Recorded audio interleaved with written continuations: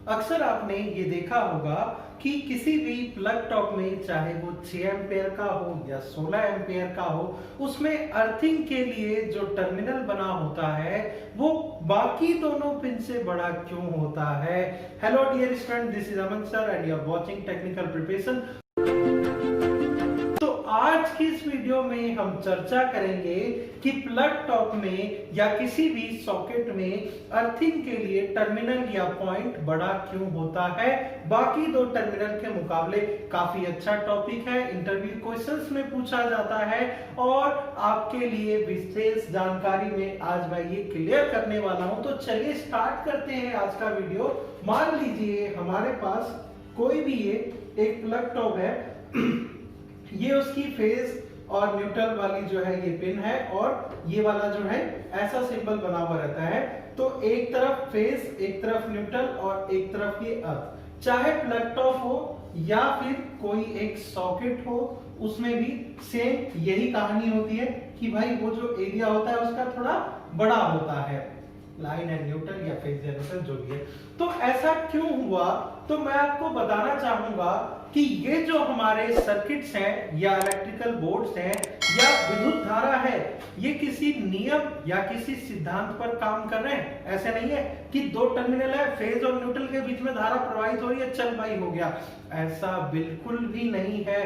तो इसके पीछे काम करता है एक सिद्धांत जिसे हम लॉ ऑफ रेजिस्टिविटी कहते हैं। लॉ ऑफ रेजिस्टिविटी भाई जिनका सिलेबस है उसके लिए तो फायदा है ही है, और जिसका सिलेबस नहीं है, दिमाग में क्वेश्चन खटकता है, उसका भी सॉल्यूशन हो जाएगा, क्योंकि मैं आपको दोनों तरीके से समझाने वाला हूं।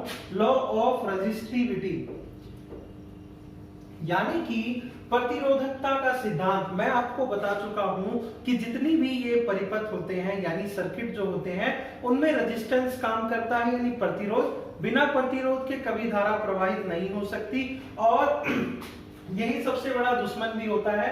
तो एक शब्द होता है रेजिस्टिविटी जिसे हम प्रतिरोधकता बोलते हैं। इसका नियम ये कहता है R बराबर रो L बाय A, यानी कि यहां पर मान लीजिए कोई भी एक चालक है, भाई तार जो है, हाँ, जो धारा है हवा में तो प्रवाहित नहीं होती, वो किसी ना किसी माध्यम के द्वारा होती है। और जब ये धारा माध्यम के द्वारा प्रवाहित होनी है तो वो माध्यम जो है हमारा कुछ ऐसा होगा। मान लीजिए कि ये कोई तार है तो इसकी अपनी एक लंबाई भी होगी, यानी जिसे लेंथ कह देंगे, और इसका अपना एक एरिया भी होगा यानी क्षेत्रफल जिसे कहते हैं। तो लंबाई भी है और क्षेत्रफल भी है, यानी कि कहीं ना कहीं ऐसा लॉजिक काम कर रहा है कि यदि मैं इस लंबाई के साथ छेड़छाड़ करता हूं, यदि मैं इस एरिया के साथ छेड़छाड़ करता हूं, क्यों क्यों किसी के तार मोटे होते हैं, टेलीफोन में तार पतली होती है, लोहे की होती है, या क्यों हीटर की वायर मोटी होती है? यही तो कलेश है ना, और इसी को समझना अनिवार्य है। सारा खेल इस रेजिस्टिविटी के नियम का है। तो यहाँ पर नियम क्या कहता है कि भैया आपके जो है लंबाई समानुपाती है और किसी भी चालक का जो एरिया है वो विलोम अनुपाती है। ये क्या कह दिया सर आपने? समान अनुपाती का मतलब जिस अनुपात में लंबाई बढ़ेगी, यानी किसी चालक की लंबाई को बढ़ा दे तो उसका रेजिस्टेंस भी बढ़ जाएगा। और विलोम अनुपाती का क्या मतलब? यदि एरिया को बढ़ा दे तो रेजिस्टेंस जो है घटेगा, यानी इसके साथ विपरीत व्यवहार होगा और इसके साथ सीधा सीधा व्यवहार होगा।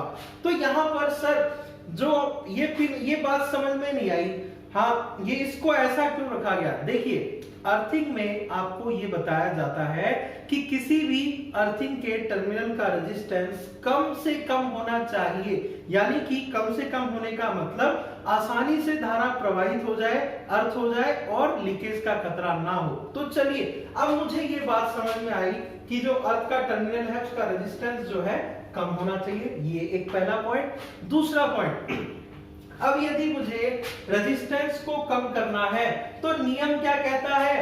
भैया एरिया बढ़ा दो, यानी कि इसके टर्मिनल का जो क्षेत्रफल है उसको आप बढ़ा दीजिए। चलिए, बढ़ गया। लेकिन यहां पर एक कलेश और भी है क्षेत्रफल बढ़ाया तो लंबा क्यों किया? बड़ा करना जरूरी था क्या? अरे मेरे यार, यहाँ पर जब देखिए नियम क्या कह रहा है, लंबाई के साथ साथ क्षेत्रफल का भी ध्यान रखना है। यदि आपने इस निचले अनुपात में कुछ बदलाव किया है तो आपको इसका भी विशेष ध्यान रखना है। यानी कि कहने का अर्थ ये है कि आपको यदि एरिया आप बढ़ा रहे हैं तो कहीं ना कहीं लंबाई में भी आपको मिला जुला कर चलना है। यही कारण है कि ये जो है बाकी पिनों से थोड़ा मोटा भी होता है और थोड़ा लंबाई में भी अधिक होता है। तो आशा करता हूं कि मेरे द्वारा दी गई जानकारी आपको समझ में आई होगी। इसी तरह की विशेष जानकारी के लिए बने रहिए हमारे चैनल के साथ। और यदि आपको विद्युत संबंधित कोई बाधा आ रही है तो किसी भी तरह की जानकारी के लिए आप कमेंट कर सकते हैं, व्हाट्सएप ग्रुप से जुड़ सकते हैं और इसी तरह के बेहतरीन अपडेट्स के लिए देखते रहिए टेक्निकल प्रिपरेशन।